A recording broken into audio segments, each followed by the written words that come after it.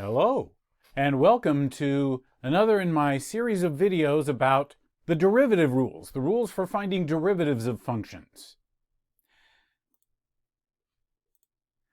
At this point, I'm assuming you've seen some of the basic derivative rules, either from watching my other videos or learning about them someplace else.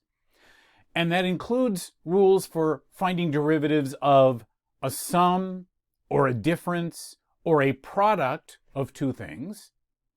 So the next logical question is there a rule for finding the derivative of the quotient of two things, where the function you want the derivative of is something over something else?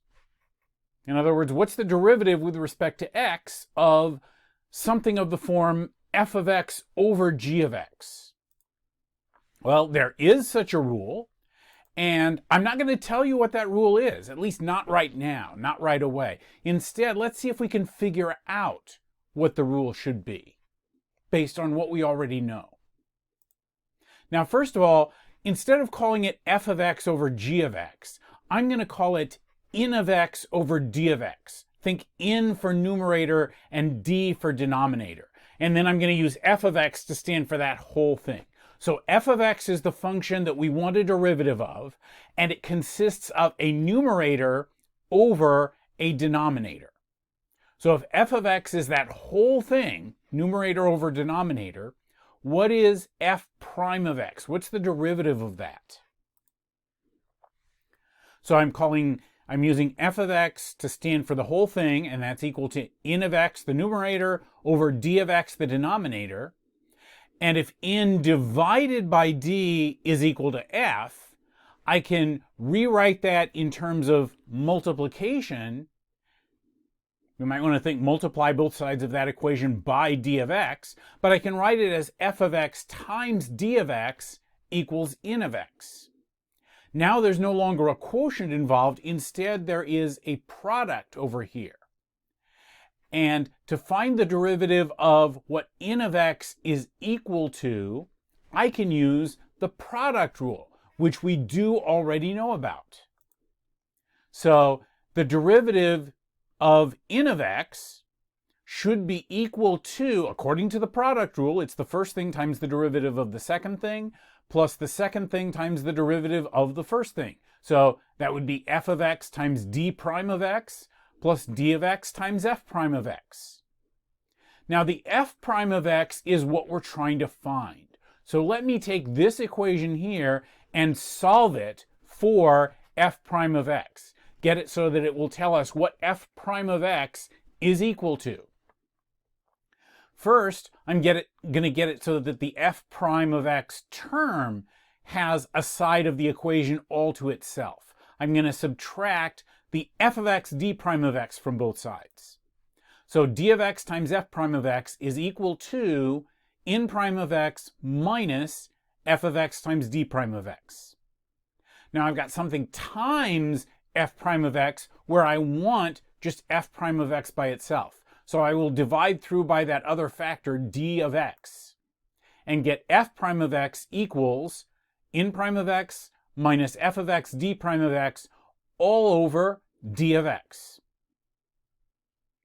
Now this f of x here, remember what that is. That's equal to my original function n of x over d of x. So let me go ahead and substitute that in and write it as n of x over d of x.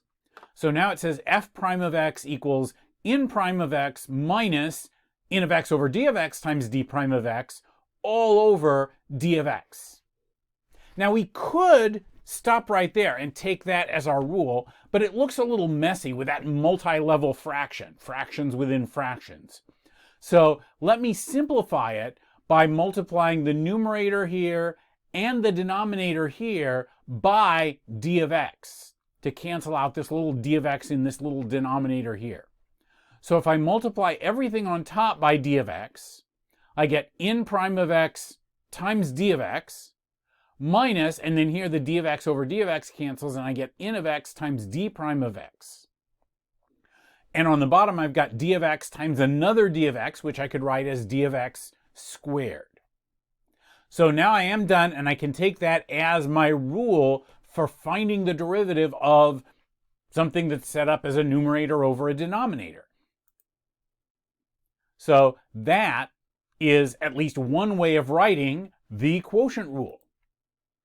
There are other ways to write it. If I had originally left the function as f of x over g of x, I could say the derivative would be g of x times f prime of x minus f of x times g prime of x over g of x squared. That's how it's often written. I could write it as, okay, the derivative of u over v is v du minus u dv over v squared. And if I want to say it just in words, I could tell you, well, take the denominator times the derivative of the numerator minus the numerator times the derivative of the denominator all over the denominator squared. Now, any calculus teacher will tell you that you do have to memorize this rule. You do have to remember what the rule says. And over the years, I've had students tell me various tricks and mnemonic devices and different ways of writing it that they use to help them remember the quotient rule. I don't remember all the tricks they've told me, but I do remember the rule itself. And the way I like to remember it is just in words, that the rule says to take the denominator times the derivative of the numerator minus the numerator times the derivative of the denominator all over the denominator squared. But I will point out that the numerator of what you get has a pattern that looks a lot like what the product rule gives you. Just like the product rule, each part of the function you started with gets multiplied by the derivative of the other part. The denominator gets multiplied by the derivative of the numerator, and the numerator gets multiplied by the derivative of the denominator. However, where the product rule has a plus, where those things are added together, the quotient rule has a minus. They're being subtracted. And with subtraction, the order does matter. It matters which comes first and which comes second in the subtraction. So you got to remember to start with the denominator times the derivative of the numerator. So when applying the quotient rule, I always start with the denominator. The very first thing I write down is the denominator of my original function up on top of the numerator of my derivative. And also don't forget that you do get the original denominator squared as the new denominator of the derivative. Also, I want to warn you against something that I do sometimes see students do, and that is once they've applied the quotient rule, sometimes they see something on top and something on the bottom that look like a common factor, and they try to cancel that. They try to cancel out the common factor of whatever that denominator is that appears on top and on the bottom here. Now that's not right. That is mathematically illegal because this d of x on top is not a factor of the entire numerator. It's only a factor of this first part, but not of the second part that's getting subtracted. So it is legal to divide the entire numerator and the entire denominator both by the same thing. But if we did that, what we would really get, well, we'd really be undoing one of the steps that we did when we were deriving the quotient rule in the first place. Remember, we got to this and then we cleaned up the multi-level fraction by multiplying through by d of x. So dividing by d of x would just undo that step and get us back to n prime of x minus n of x over d of x times d prime of x all on top over d of x on the bottom. If that's what you want, then that's legal, but you do have to divide everything on top by that d of x. Now, what about a proof of the quotient rule? Well, haven't we already kind of proved it when we derived that rule? Yeah, pretty much. The only thing I might quibble about is that in the process of deriving this rule, I did assume that the derivative of this quotient function exists. I haven't been real careful about exactly how I state these rules in the form of a theorem, but at least in some calculus books, they'll state all these rules like the product rule and the quotient rule and so forth in the form of a theorem that says something like, okay, suppose f of x and g of x are differentiable functions. Then, and then the conclusion of the theorem is, the function f of x over g of x is differentiable, assuming g of x is not equal to 0, and its derivative is, and then they go on to tell you what the rule says. So if we needed to prove that this quotient function did indeed have a derivative, then it might not be fair to assume that it had a derivative as part of the derivation here.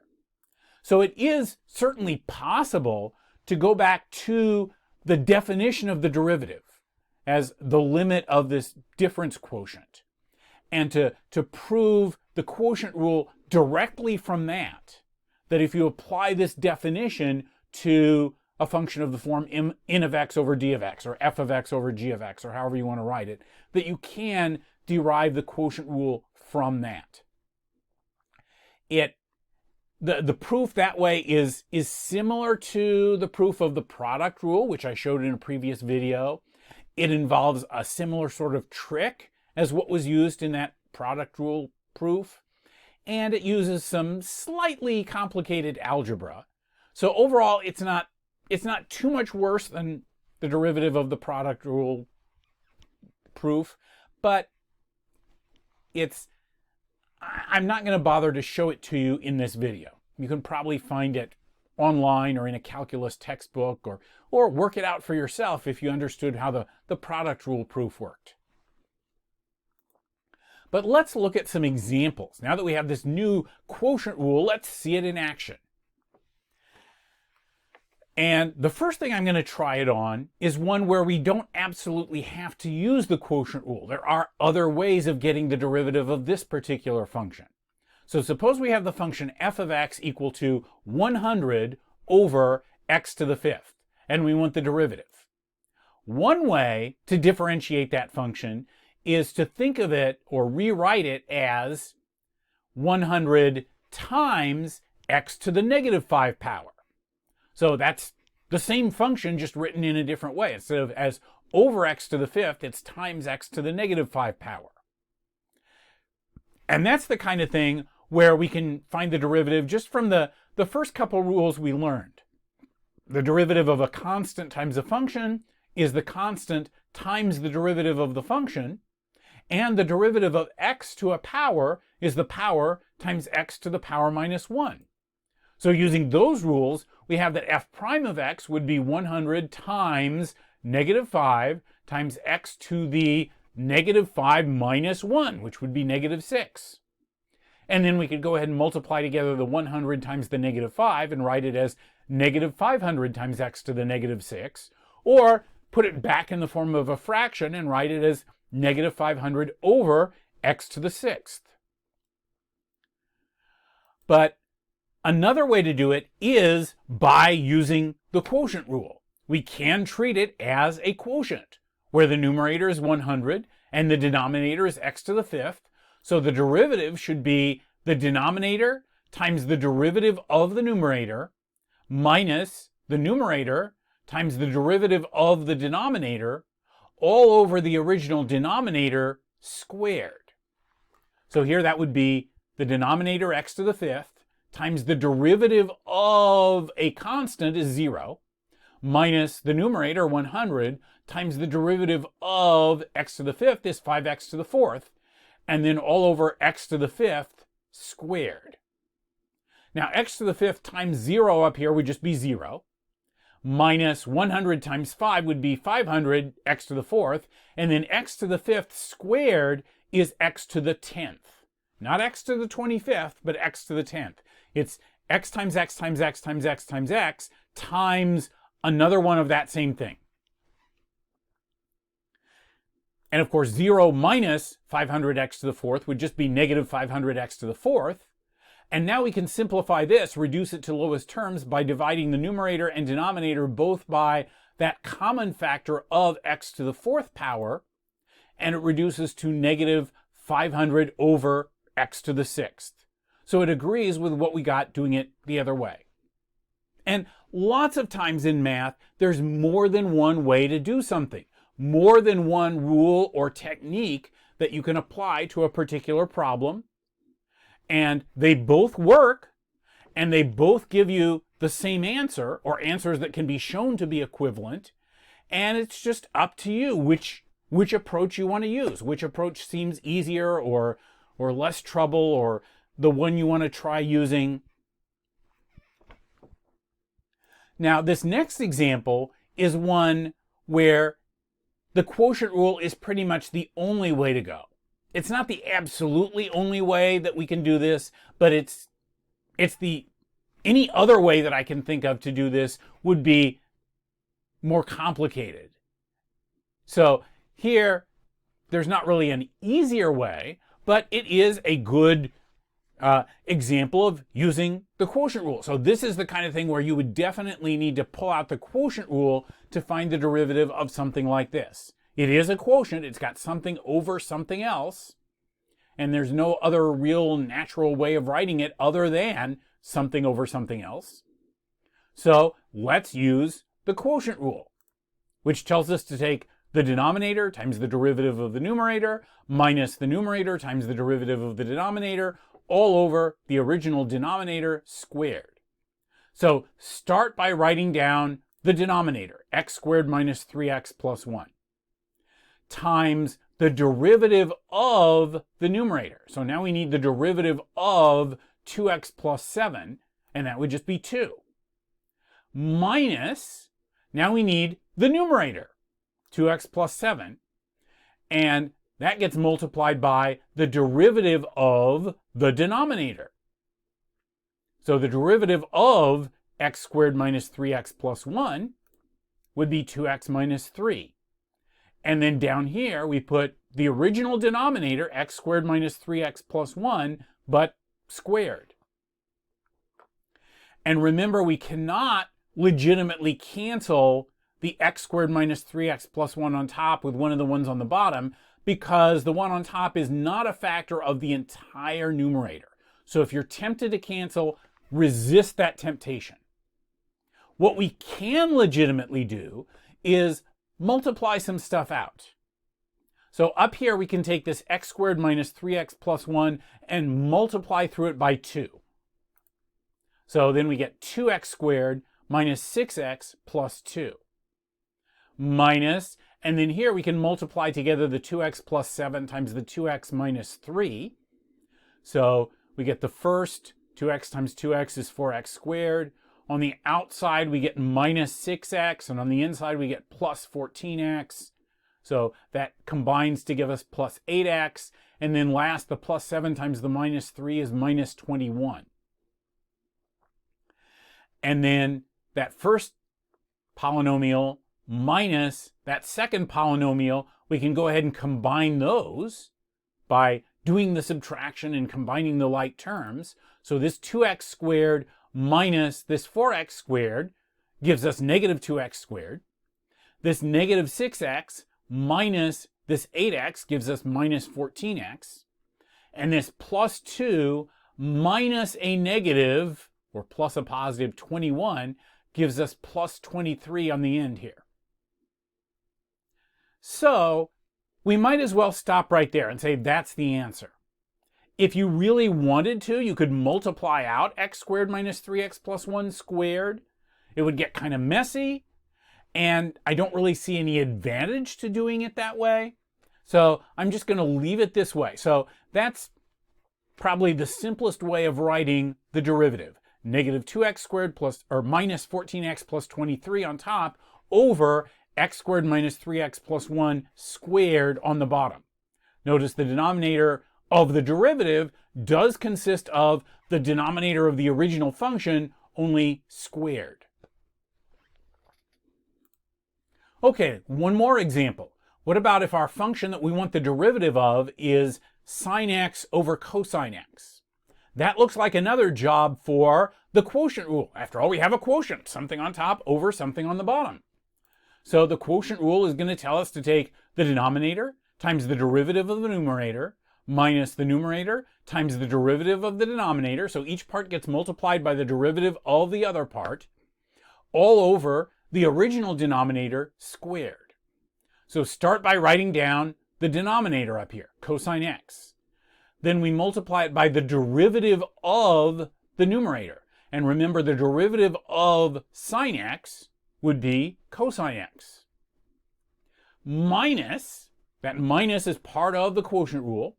Now we put the numerator its own self, sine of x, and we multiply that by the derivative of the denominator. So the denominator being cosine x means that the derivative of the denominator is negative sine x.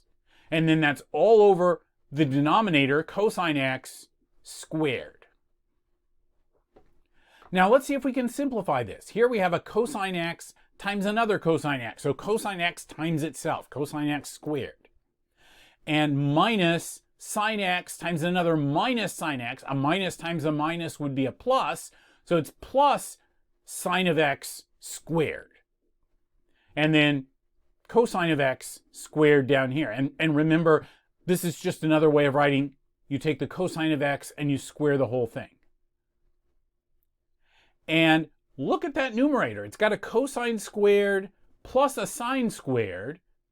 That reminds me of something. There's a famous trigonometric identity that says that sine squared of x plus cosine squared of x is always equal to 1, no matter what the x stands for.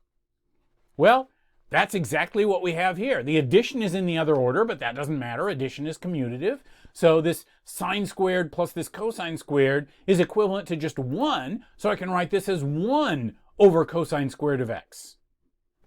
And then the reciprocal of cosine is the trigonometric function secant. So 1 over cosine of x squared would be the secant of x squared. And so that's our answer. That's our derivative. For the f prime of x, we got secant squared of x. Now look at this function we started with. It was sine x over cosine x, but that is equivalent to tangent x. If you learn your basic relationships between the trigonometric functions, you know that the tangent of any number, or any angle, is equal to its sine divided by its cosine. So what we've just done is derived a derivative rule for the sine of x. We can add that to our list of derivative rules, that the derivative with respect to x of tangent of x is secant squared of x. Hey, new rule.